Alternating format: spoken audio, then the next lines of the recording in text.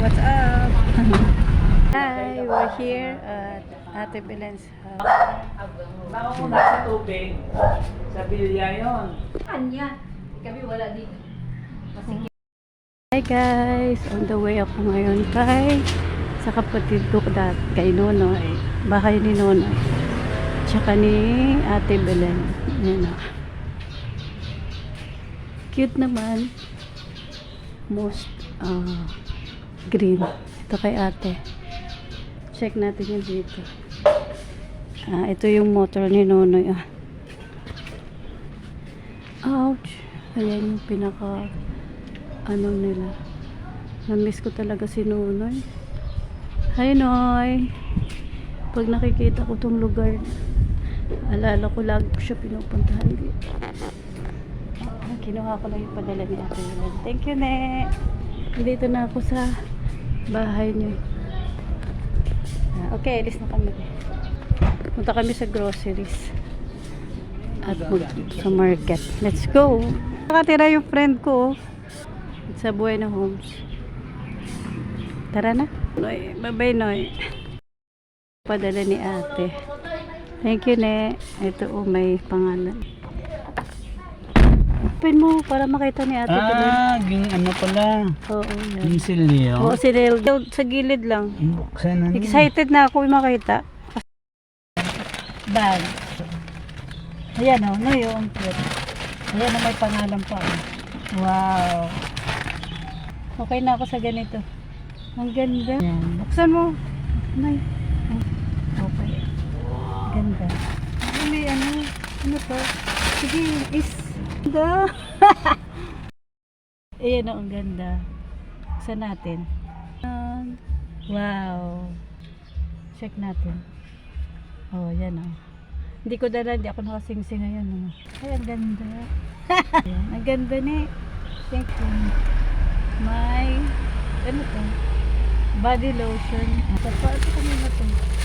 Ay, polo. Kayo na. Salamat sa kay Ate Belen, no?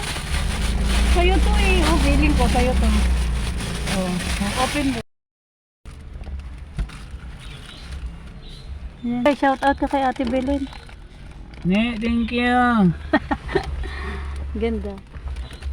Mga binibigay sa'yo ni Ate Belen, napapakinabangan. Buti pala hindi kita binili yan sa SM ng polo. Polo ba yan? Check all. Thank you, Thank Ne. you. So, next ako ni Yeye para kunin. Thank you, Ne.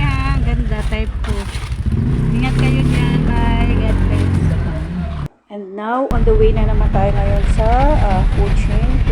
Hindi pa kami nag-take ng breakfast. So, after this, pupunta din kami. And after this, segue muna kami sa groceries. Then, go to mga outlet. So, tayo kami ng breakfast. Yun, saan ba? Yan na nga. Palabas ka rin kami at mga Loob na lang to. diyan na lang. So, ayan, pumasok na kami. So, saglit lang kami ito. Nag-spend kami ng almost 1.5 hour. Then, yung mga important needs lang, ang aming mga kinuha dito kasi yung mga necessity needs yun talaga yung important. Suka. So, ilang minutes pa, nag-ikot-ikot na rin ako dito para matapos na rin ito at makompleto na rin yung aming mga pangailangan. So, ito na nga, ready na kami for counter for paying the bills. And then, after this, on the way naman kami sa market. So, ito na nga, palabas na uli kami at check out at babalik na kami sa aming car park. So, after namin mag-grocery, iniwan lang namin ang aming mga pamili dito at sumigway muna ako dito sa shopping mall kasi meron akong gustong bilhin para sa aking pandagdag sa Christmas decor. Then, nandiyan din yung mga gusto ko mga flowers na ready ko i-take out at ang napili ko nga ay ito na super nice. So, the way na rin kami guys, bababa na ako dito sa shopping mall habang nakaabang na sa entrance o simulahan. At ito na nga guys, nasa entrance na tayo ng San Mateo Market. Ito yung bungad niya, papasok dyan. Pagpasok mo pa lang sa market, ito na kagad yung entrance niya. Yan, may mga fishes sila. Sari-sari din, may mga meat section, chicken section, iba pa. Ito yung kanilang mga fruit stand. Pagbaba mo dyan, may mga fruits and vegetables. Yun o, nakaabang lang Nakabili siya. ka na? Parang may kulay.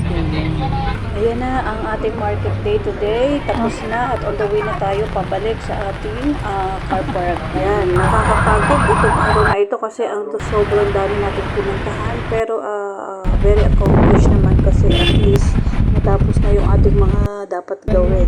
So on the way na tayo ngayon pabalik sa aming subdivision at ready na rin akong i-segregate ang mga dapat gawin. Ayan, papasok na nga tayo sa bahay at isa-isahin natin aayusin para maipagkita natin yung mga binigay sa atin ni Ate Belen. So ayan na nga yung kanyang binigay at ready ko na rin siya na-fit at okay naman pala yung kanyang fitting at ito na nga lahat ng ating pinabili. Salamat sa mga nakisama sa amin sa araw na ito. Very fulfilling sa pakiramdam. 1, 2, 3, go! Yay! Yan.